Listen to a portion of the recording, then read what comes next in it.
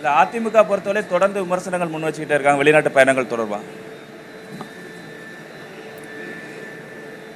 வெளிநாட்டு பயணத்தை பொறுத்த வரைக்கும் எதிர்கட்சி தலைவராக இருக்கக்கூடிய பழனிசாமி அவர்கள் இதை உறுதிக்கிட்ட விமர்சனம் பண்ணியிருக்கிறாரு.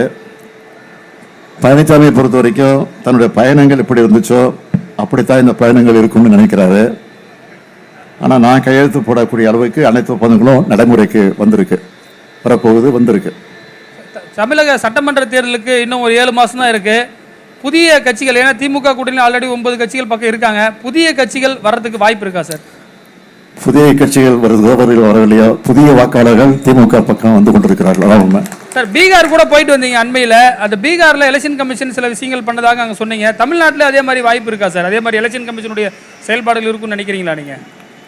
யார் எப்படிப்பட்ட சதி செஞ்சாலும் அதை முறியடிக்கிற வல்லமை தமிழ்நாட்டுக்கு உண்டு.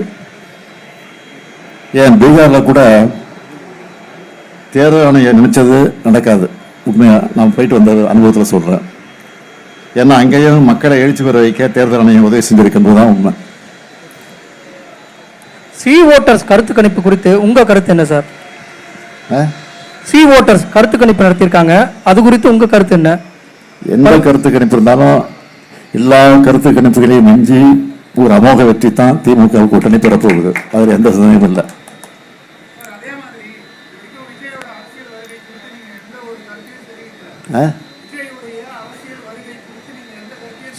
சொல்ல வேண்டிய அவசியம் இல்லை.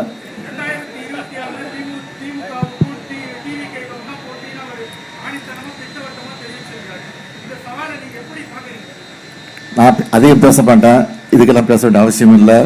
பேச்சை குறித்து செயலில் நம்முடைய திறமையை காட்டணும், அவ்வளோதான் என்னுடைய கருத்து.